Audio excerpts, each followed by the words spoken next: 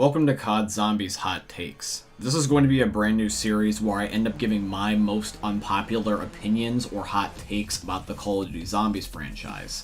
This is not intended to piss you off, nor is it intended to start arguments in the comment section down below. This is just a fun and creative way for me to be able to express my unpopular opinions about a favorite game of mine. So please, do not go into the comments and try to end up thinking of something clever. This is just all in good fun, and I hope that we can end up finding at least a somewhat mutual agreement in this video. With all that being said though, I do hope you guys end up enjoying. The current Call of Duty monetization system is actually better than the old ones. The people that are saying that supply drops were better than the current monetization system in any game for that matter don't truly realize what they are actually saying. It is not a better system to have a complete RNG slot machine for your video games. I would much rather pay $20 for a character skin than to have it where I have to have it be pulled randomly from a in-game crate and have it be mixed in with a whole bunch of other useless filler crap like decals and emblems. When people ask for supply drops to come back, they are going off the presumption that the odds are in their favor. Those systems didn't exist to be in your favor. They existed to make money. And the only reason they are gone is because literally it was becoming a fucking felony and was considered child gambling. That is the only reason why that system got replaced.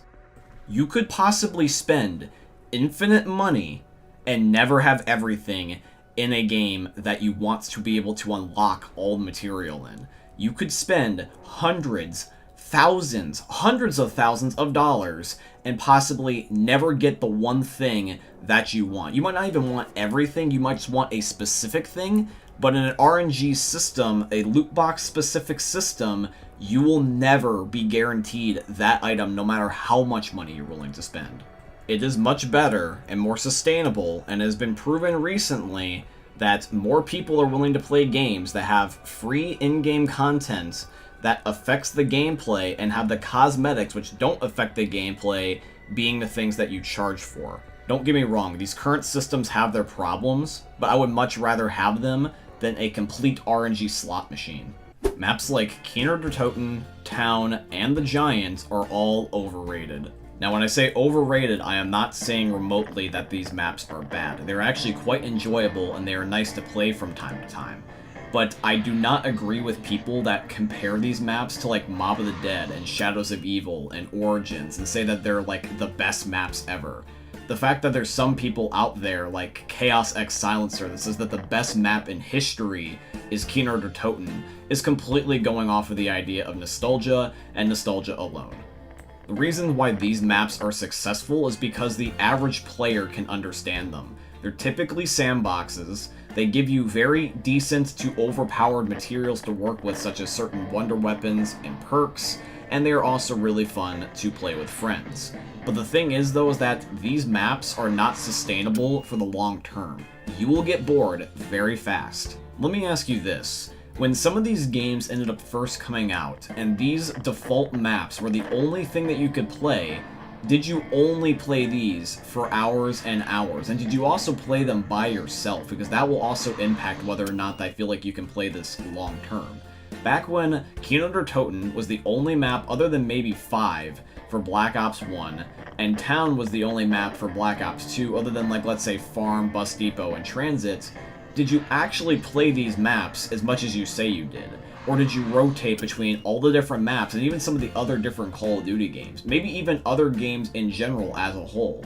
I bet you did. There is no way you played Town and only Town up until the next map pack came out. I don't believe you. And even if you did, I would like to go off the assumption that you only played once every now and again, and even if you didn't play video games, you were doing just something else in your free time IRL to be able to fill in the time gap. I know that there's some people that truly love these maps, and I can understand why, but the main reason why they do well is, let's just be honest, they are very easy and straightforward maps. They are something that is meant for the casual audience, which Call of Duty has always thrived on. The complex games don't do nearly as well as the casual games, neither does the maps either. World at War is not as good of a game as you remember it is. World at War is a stepping stone for the Call of Duty series. It is the very beginning of the franchise, but it is not aged well. Unfortunately, because World at War is the very first game within the series, and it's also run on old hardware, this game is glitchy as hell. Here's a list of a few things that keep me from revisiting World at War. Number 1, gameplay glitches. There is some glitches in this game that never got fixed and makes so that way that the gameplay is annoying at times to end up experiencing. One of the most infamous and one of the most annoying is losing your Juggernog on Doris when you shoot yourself with the Wunderwaffe.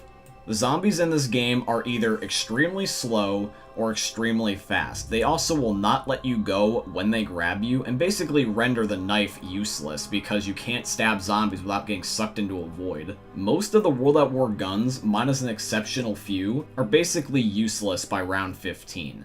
The only guns that I can remember being consistently good is the PPSH, the ray gun, the Wunderwaffe, the MG42, the Browning, and then a couple of other pack-a-punch variants of some guns, but in terms of base guns, a lot of the base guns are just straight up bad. Quick Revive does not work solo in World at War, it is only the co-op variant, so you get one chance in World at War, and if you die, the game is over. Double Tap back in this game was still the 1.0 version, so it was completely useless to you and only just made you waste ammo. And unfortunately, because this was the very first game within the series, a lot of the maps are simplistic. Nocturne Toten, Verrucht, Shinonuma, and Doris are all very small maps with pretty much straightforward gameplay. And the thing is that as much as these maps are nice and fun to experience from time to time, they get repetitive extremely fast. And finally, Black Ops 4 should just not exist. Black Ops 4 is the worst of all the Treyarch Zombies experiences, specifically at least for their games. I know that they made things like Vanguard Zombies, but that's a Sledgehammer game technically, and I don't count that in my eyes. So specifically for Treyarch only, Black Ops 4 is the least fun game in the series. Black Ops 4 is a prime example of what happens when you don't take care of your game. The beginning half of Black Ops 4 was actually genuinely decent.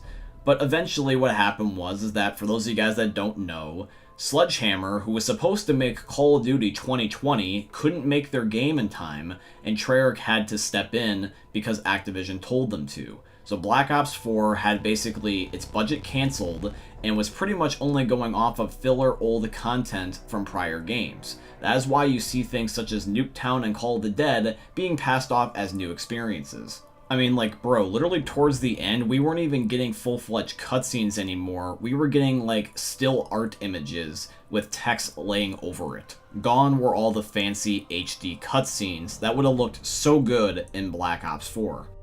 Black Ops 4 could have very easily been a Best of Black Ops game. Take all the elements from the prior games and make what would be the equivalent of a mini Master Chief collection for specifically just Treyarch Zombies. But unfortunately, the way it was executed felt like it was inauthentic, lazy, and just a reuse of assets just so that way they could just sell another game for another $60 year after year. But yeah, everybody, this has been my hot takes about the Call of Duty Zombies franchise. Let me know what you think in the comment section down below, and if you agree with me on any of these, or even if you don't agree, feel free to explain to me why. Obviously, just don't end up going around and trying to like throw out slurs or whatever, like how that most people on the internet do. But I would like to have a reasonable and fun debate with you. But yeah, guys, I hope you end up enjoying the video. If you did, please make sure to drop a like. And I hope you guys end up enjoying seeing another YouTube video from the most unique YouTubers you're ever going to see. Thank you for watching, guys. I love all of you, and peace out. Hey, meme lords. Jesus here. And you better have enjoyed that video there by the Eternal God Daddy Ninja. You should probably subscribe too, or the mighty Moab will come for your balls. If you enjoyed the video, you might like it too. And give me the memes. Flash, bang, boom!